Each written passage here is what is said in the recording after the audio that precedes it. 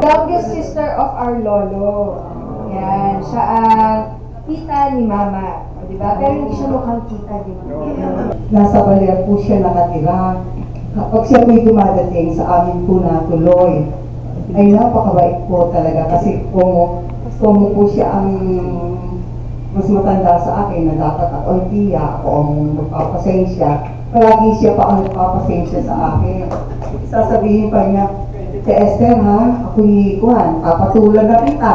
Sabi niya. Ako yan marunong magmura. Palagi kong palamangin, dapat ako magpapalamangin. Sabi ko na kung nawalaman, si Lisa, nandiyan naman po yung mga backup ko na talaho. Kasi pamangkin ko si Lisa. At natutuwa ko ako sa inyong mga pagtangki at pagmamahal din kay Lisa. Salamat po at magandang gabi sa inyong lahat. So ang tanda ko kay Ate Nitsay ay nung palang dalawin, manligaw si Kuya Eddie kay Ate Nits, ang bilis po agad na napakasal. Bakit? Kasi, nung dumalaw, unang pakita pa lang ni Kuya Eddie, siguro nagustuhan na ni Lolo. Eh yun ang pinakatatay nila, si Lolo Husiko. Tapos may tatlong mga bantay na mga lalaki.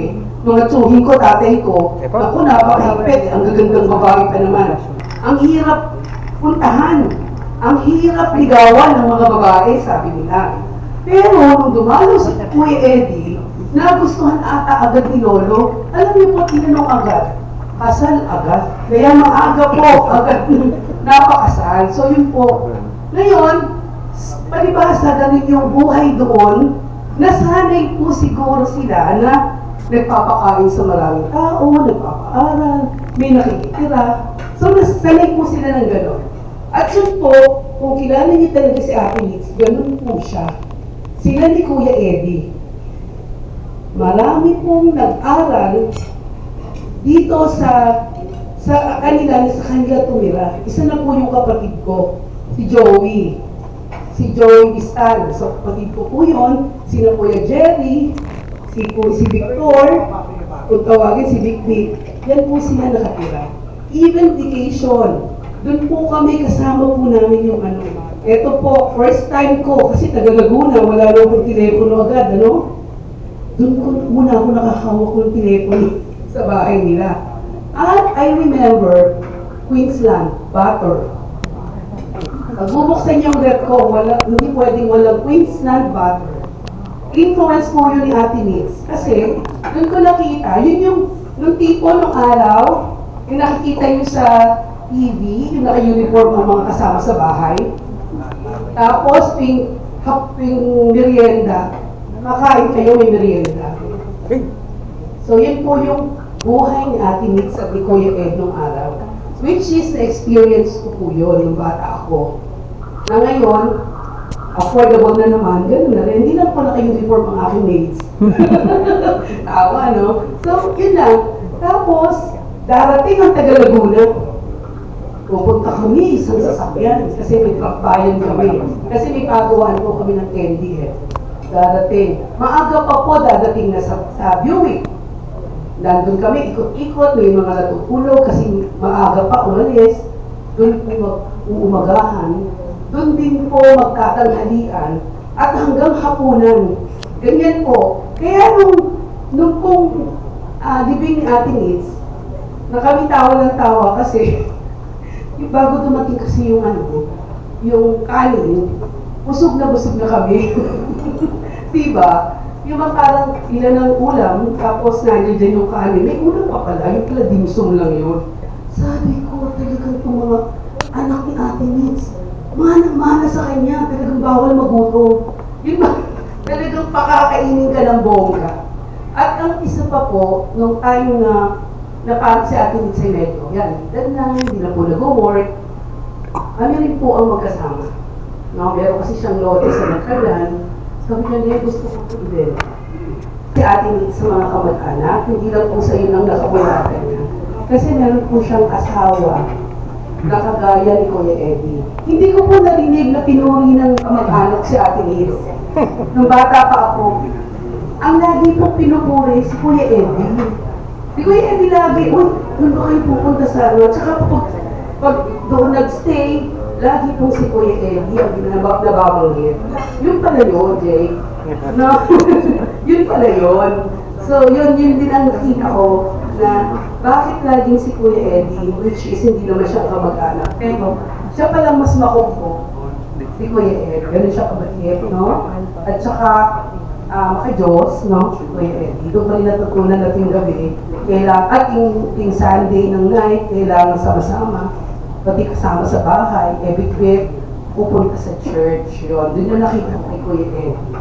And halos lahat po sa lugar namin kilala sila mag-asawa. Especially Kuya Eddie. Naging si Kuya Eddie, no? Lagi. So, what else? So, yun po. Ang ganda na lang. Kakain na uli tayo. Sa hapon. At isa na po na i-kwento sa inyo who is Ate Nitz. And ngayon po, buti nga po, umabot siya ng 80, no? 80 class. Kasi ang nanay ko ay 66 lang. Pero magkakamagbarkada po silang tatlo. Punta silang Baguio, punta silang Hong Kong. Sila po magkakasama. Ano po, Alibatika. So, ganun po sila ka-close. So, yun lang po at maraming salamat. Remembering our dearest mother. This is actually a celebration of moving forward. Sabi na ni Father Roy kanina, di ba? Nag-celebrate, ano na tayo ng 40 days. So, dapat yung 40 days nakapag-move on na tayo sa pag-alis ni Mama dito sa... Hindi naman siya nawala. Kumbaga, physically lang, but she will always be in our hearts. Diba? Tapos yung mga iba nagtataka, bakit ba Mother Ninja ang tawag sa kanya? Okay. Kasi si Mama, mahilig siyang, tawag na lang namin ninja. Di ba pag ninja moves, ibig sabihin, hindi mo alam. Okay. Alam niyo naman ang dancing queen namin, mahilig mag-ballroom. 5 kami magkakapatid. So, ganitong style niya. Kunyari, si Carly nung nasa Canada, syempre meron padala, di ba? Ang ballroom na yun. Tapos, tatawag siya sa akin. Sabihin niya, may ballroom ako. Ano ibig sabihin nun? Syempre, yung pang-ballroom niya, sasagutin namin. So, in short, lahat kami, nahinga na niya ng pang-ballroom. Kinakaipon na siya ng isang buong linggo niya kung mag-ballroom siya, di ba? Sunod, may times na pag nag-grocery, siniki weakness yan eh. Nagpunta kami ng landmark, nag-grocery kami. So, nung pumasok kami sa landmark, tag-isa kami ng cart. Kumuha ka ng cart, kumuha din siya ng cart. Tapos, naghiwalay na kami, di ba? Kasi, iba yung pamimili niya, iba yung pamimili ko. Pagdating sa counter, magkasunod na kami ng pushcart. Pagdating sa counter din, bigla siyang nawala.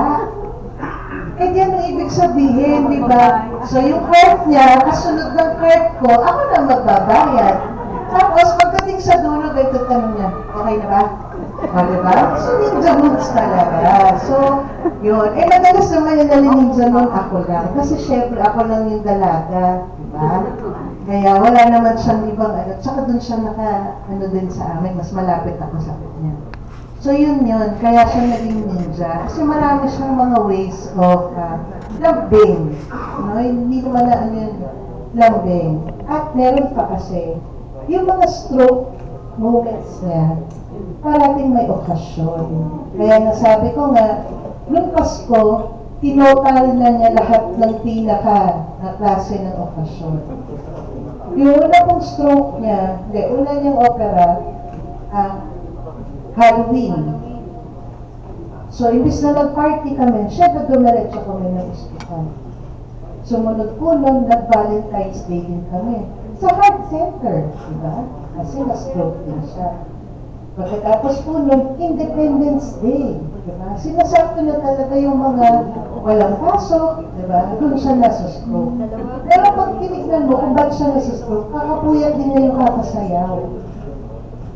Kasi halos lahat ng stroke niya, pag tinitingnan mo, napuyat siya the night before. Ganon yung ano. Kaya siya talaga ninja. Kasi yung mga tipong dapat nag-celebrate kami, di ba? May celebration din kami sa ospital nga ng nakukuha. So, yun po yung ano niya, kaya siya ninja. Diba? Para lang mas magandang pakinggan, siya the king of all ninjas.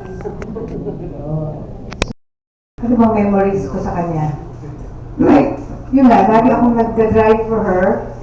So, favorite niya akong driver, lalo na pagpupunta sa Binondo. So, tsaka ang gusto ko sa kanya, nung mag-drive ako, lagi na ako papakainin. So, obvious naman, na mahilig ako kumain. So, either sa Chinatown, or sa Banawe, or saan man. So, minsan, pinadrive ko rin siya sa ballroom eh. Pero hindi, nanonood na lang ako magsayaw. Hindi ako nagsasayaw, pero pinanonood ko, and then, I drive her home.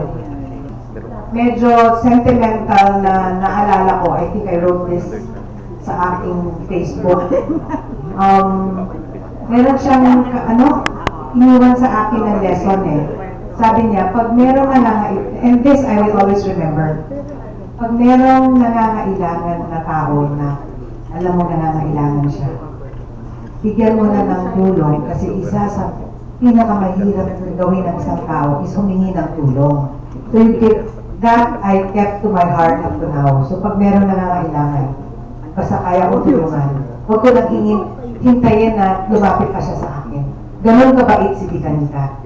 So those were the words that I remember. And Yun na nakakapagmaneho ako eh. So sasabihin din siya, yung one of the stowaway days ko, halika nga, sama mo sa palengke. Parang kami nakabatmobile. Punta kami sa palengke ng Fairview.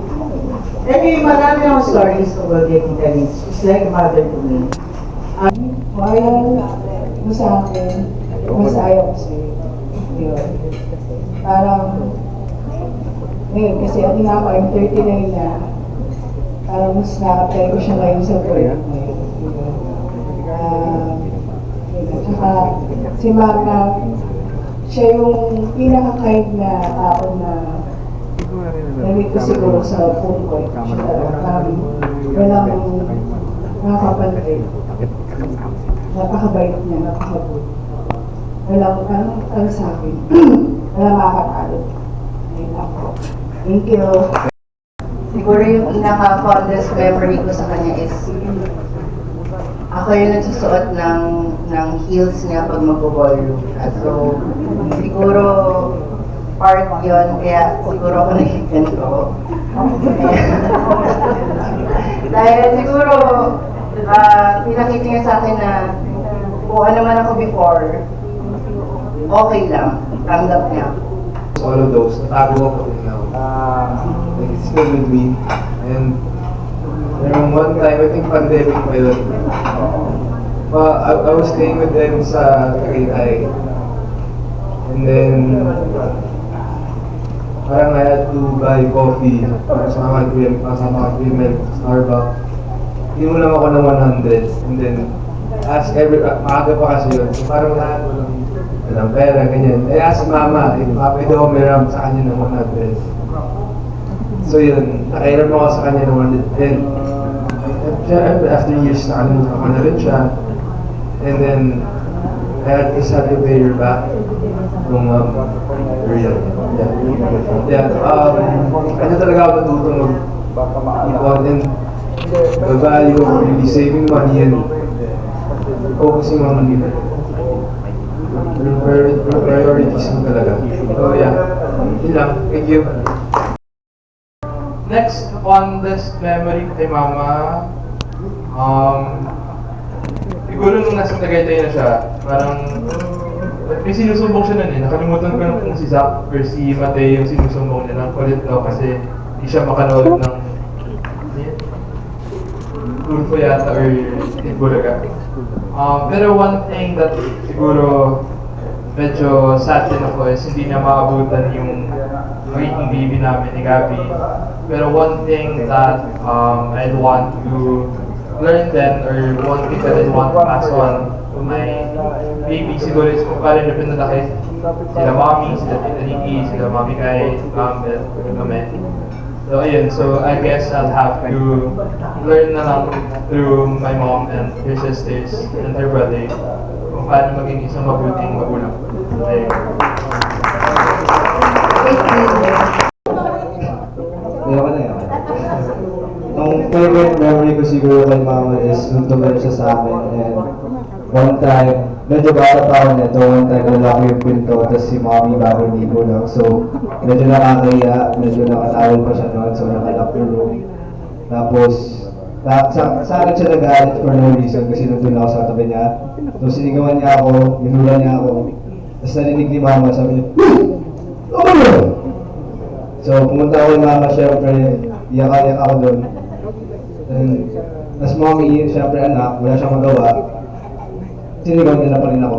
So, gusto ko lang sabihin is, mama, sobrang caring ni mama even though na lumaki ako kahit may stroke ko siya. So, di ko masyado na experience yung you know, before her stroke, di ko siya masyado na experience na ma-open or magsalita masyado. So, even though di siya makapagsalita, she was still open enough to at least comfort me during those times. So, yun lang po.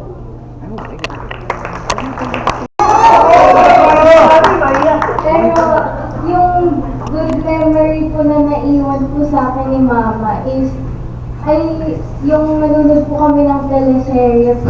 Yung bata po ako. Basta kanya ko po nalaman ko sino po yung like first celebrity crush ko po si Ding Dong Dante. Then, yung good lesson na na-impart niya po sa akin is yung pagiging ninja niya po. Kasi like, sa workplace po na toxic like sa medical field na kinabibilangan po namin ni ate, it's really toxic po. So, parang ang na-apply ko po is maging ninja na ipaglaban po yung sarili ko, pati po yung mga magiging future colleagues ko rin po. Yun lang po. Nagtila ako ng pizza noon. Walang tao sa bahay na yun, kundi si Mama lang at saka si Molly. So, Mama Nitz is very accommodating talaga. As in, every time na pumunta ako doon, siya lang yung bumakalap sa akin. Well, sila Mami Men nun, I'm not sure kung nandun pa sa building nun, pero I see to it na pag pupunta ako doon, nagpapakita talaga ako, kakapalan mo talaga yung mukha ko. And, ayun, ang pinaka natatanda ko lang sa kanya, she's very generous. When she started asking me for money. Anak, may tulibo ka ba? Okay, siyempre, bago mo lang, no problem. So, sabi ko sa, di pa kami kasal ni Fergie. Diba? I guess accepted na ako. Tinitira na ako magkaiba ng nanay mo. Okay na tayo. So, after that, everything was astounding. Everything was easy, natural, and it's just organic. Pag nakita mong malungkot, tapos may magkakwentuhan ng chismis, oo na siya. Tapos tumabi na yung ulo. Yun yung mga masaya na alala ko. The rest, sinipa na si Sally, pagka makulit. Oo, tsaka yung aso nila Benji. Yun lang naman. Kasi, saglit na lang kami nagsama eh. Let's go away. Magat ako. Gusto bahay na sa ulo. Yeah. wala akong masabi. Salamat. Siguro marami na alam mo hindi ko talaga kilala. Nagulat na lang sila. Inuwi ko si Korea, nandun sila sa bago. Pagdating nila kasama sila sa Esther, sabi ni Mami, hindi yung bata yan. Pero hindi, iniwan sa akin na rin. Pero kung tatanungin ko, tatanungin Mami, sino ang nanay? Kasi iiyak na. Pero ko na. Hindi ko rin sa ako ko. Siyempre, may Mami sa part nila. Pinuntahan na naman ako. Sabi, sino ba talaga nanay niya? Ano ba yung iniwan ko yung sige, maligay na. Ito na, iyak na. Sino mo? Tatanungin kung sino yung nanay. Sino nanay yan na? Wala.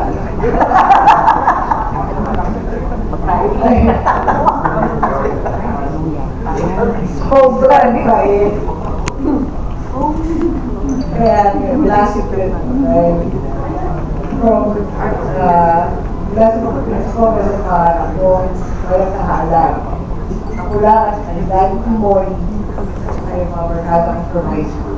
Para sa Pusot yan, every ano niya, bago po siya umalis, pag nakaayos na siya, mama, picture muna, para may bago, lalo na po pag bago yung gown niya, talagang may picture po siya dapat. Yun lang po. Thank you! So kami, ako yung bit-bit na mag-Binondo, mag-DNR, kahit saan. Tapos, ako rin yung gusto niya pinagtitripan palagi. Kasi nung bata ako, ang dami kong pimple. Tapos, si mama, lingit sa inyong kaalaman. Intasera kasi yun. Kasi ayaw niya ng pangit. So, parang feeling ko pag nakita niya yung mukha ko, anong nangyari sa'yo? Sobrang dami. Ayan o, di ko makakalimutan si Kuya Pao. Di ba sila mag-asawa ni Ate Marge noon? Boyfriend pa lang sila. Punta silang bahay. Ay, yung taong people na tinubuhan ng mukha. O yun, ganun po yung itsura ko. So anyway, di ko makakalimutan yung mami ko. So sobrang desperado niya. Lahat na yata nang pwede niyang derma, inasok niya ako. So nakatatlo akong derma. Nakatala antibiotic, inasaksak sa mukha ko. Yun, lahat. Tapos, isungki pa ako. Ayun. Di rin niya ata matake. Pinabracelets niya ako. Kaya yung mga kapatid ko galit sa akin yun. Kasi bakit daw ako bibigyan ng 40,000 na braces? Yun. Pero, kumbaga sa mami ko, yun yung way niya of showing man. Pero yun, saka, yun nga, hindi ko makakalimutan ang bonding namin dalawa every night sa reunion. So, ayaw niya naubusan siya ng pagkain. Kaya yung mga kaibigan na tuwan-tuwa sila sa bahay namin. Kasi laging paghahandaan sila natin. Saka, yun pala, ang sarap niya magluto. Sa mga nakatikim dito ng luto ni Mama, di ba? Wala, di pa uso yung term na Sharon. Parang lahat na ata nang pupunta ng bahay namin. May dala-dalang Tupperware. At saka bote ng mayonnaise. Basta alam na ni Mama yun, basta kami magkakampi. Yun lang yun. Sa lahat. Hindi, totoo. Pero, oo. Mama rin nagsabi, kami ni Ate May, kami dalawang Black Angels doon na binaba dito sa mundo. Totoo, kami ni Ate May yun. So, pero hindi. Okay kami ni Mother. Basta alam niya na yun. And love ko siya. And nagpapasalamat din ako dahil yung asawa ko, talagang mahal na mahal din si Mama. Kasi kung hindi ganyan yung napangasawa ko, hindi ko siya makakalagaan ng bongga-bongga. Pero kung ano ba ang masabi? At saka thank you for teaching me how to be,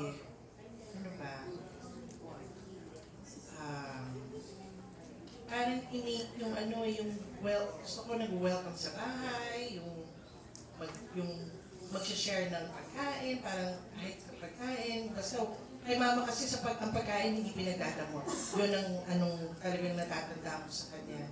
Tsaka yung parang sinabi ni Ate Christy, huwag niyong aantayin na manghingi sa inyo. Kasi yung gesture na nakataas, yung kamay na nangihingi, ang hirap gawin nun. So bigyan niyo na. Basta ganun si mama eh. Lalo na na-realize ko talaga na iba pala yung nanay mo talaga nung nag-Canada po ako. Kasi iba iba yung, naramdaman ko talaga. Pero ako narinig ko. Kasi iba yung, that's like iba. Tsaka, alam niyo yun, Tito Tony, di ba? Talagang si Mama alaga-alaga natin sa Canyon Woods. So, pag ipapakit ko rin kina Tito Tony, pag may iwan lang si Mama, si Yaya MJ. Ayun, so, yun lang. Basta hindi ko na maintindihan, nararamdaman ko. Basta mahal ko siya.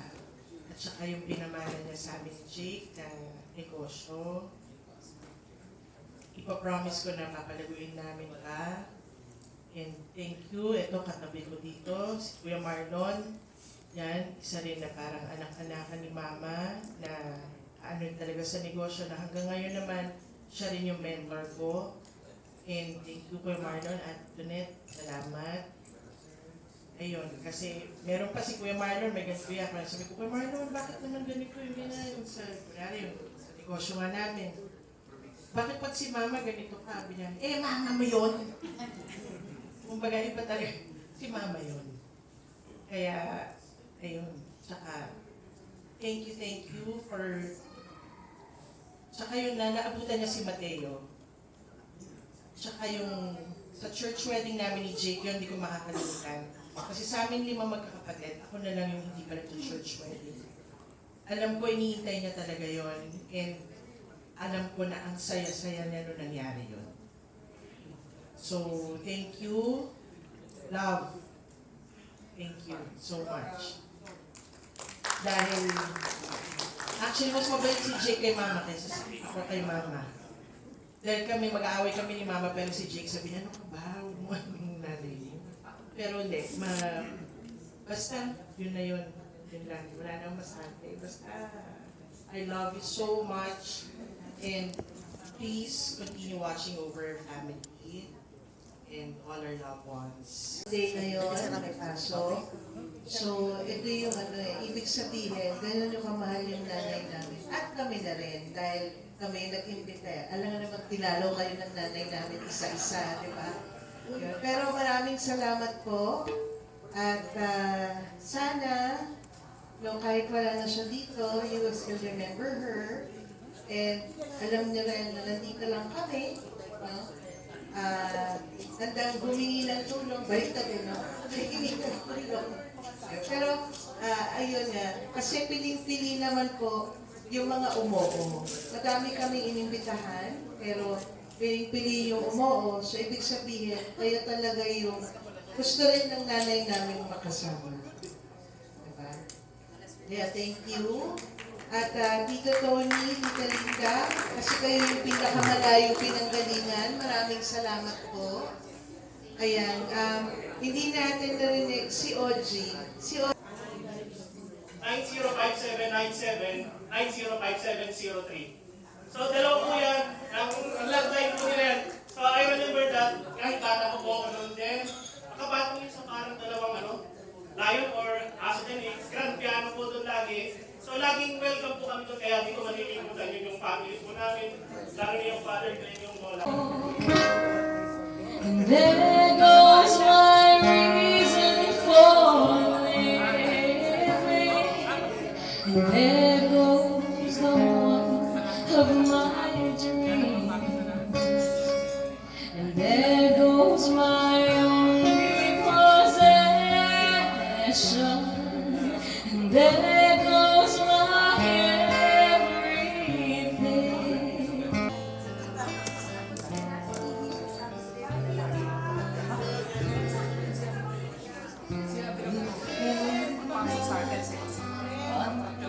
Ay!